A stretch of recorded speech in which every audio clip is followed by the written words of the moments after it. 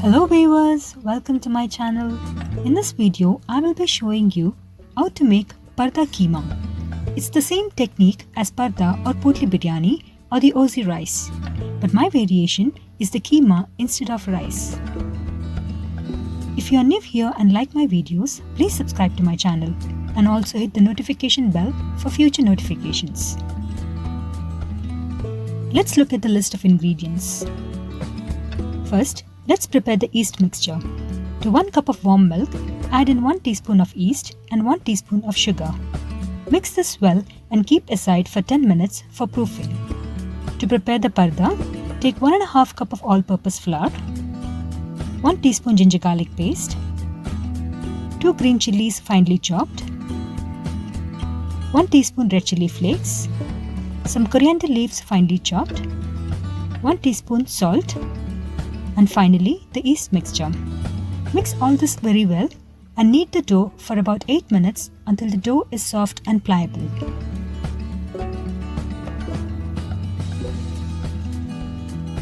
Coat the dough with some oil, cover it with a cling film or a damp kitchen towel and allow it to proof for 1 hour or until the dough doubles in size. Meanwhile, let's look at the ingredients to prepare the filling. In a pot, take 2 tablespoons of oil, add in 1 teaspoon of finely chopped garlic, half teaspoon of chopped ginger. When the ginger garlic has turned slightly brown, add in some finely chopped coriander leaves and fry this for a while. Next, add in some finely chopped onions and fry them until they turn translucent.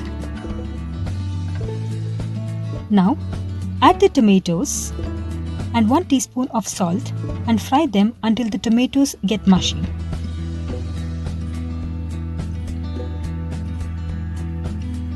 Now, add in 1 teaspoon of chilli powder, quarter teaspoon of turmeric powder, half teaspoon of cumin powder, 1 teaspoon of coriander powder, and quarter teaspoon of pepper powder. Mix these well and let it fry until it loses its raw smell.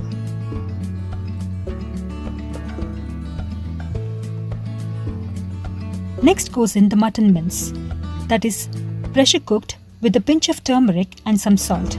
You could use any mince of your choice. When it has combined well, add in 1 teaspoon of lemon juice and some finely chopped coriander leaves. Give it a mix and transfer it to another bowl and let it cool down completely. The dough has proofed well and doubled in size. Take out the cling film, make a fist and push it gently into the center of the puffy dough to release the air bubbles. Fold and form it into a ball.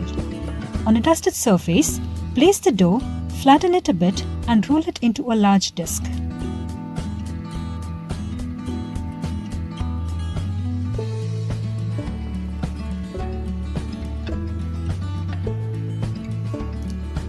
Prepare a glass bowl or a cake tin by applying some oil. Here, I have used a flat bottom container that comes with a pressure cooker.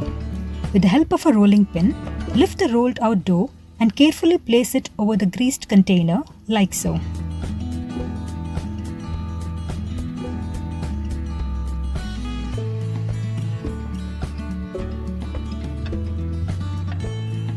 Now, with the help of your fingertips, gently push the dough and let it take the shape of the container in this manner.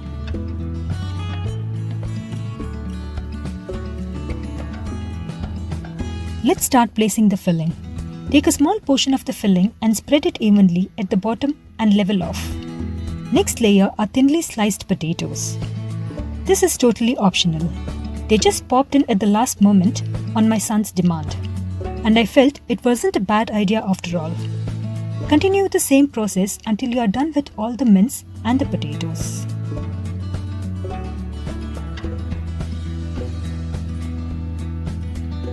When you are done with the filling, you could either cover the filling with the extra dough around the container or cut off the dough at the brim in this manner. For a neat finish, I prefer to cut out the dough and roll it again into a small disc.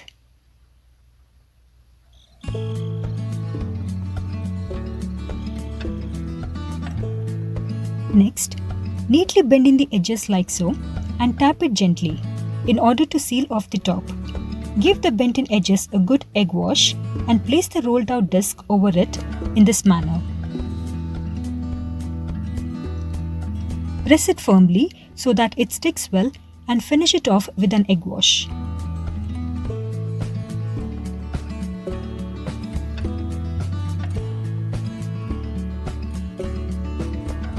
This can be baked in an oven at 180 degrees for 25 minutes. But today, I will be using the stovetop method using some salt and a stand like so. Place the container inside the prepared pot and cover it with a lid.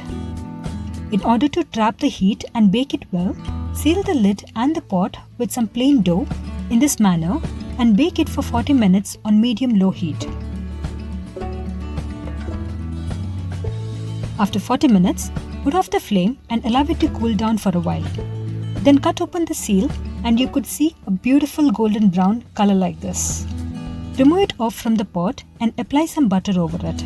And a delicious, super soft Parda Kheema is ready to relish. You could try this technique with any biryanis, pulaus or any keema, basically anything that is not too soggy. I hope you enjoyed this video. If you like it, please give it a thumbs up. Do try this recipe and let me know your feedback. Stay tuned to see more delicious food and what I'm getting up to. Thanks for watching.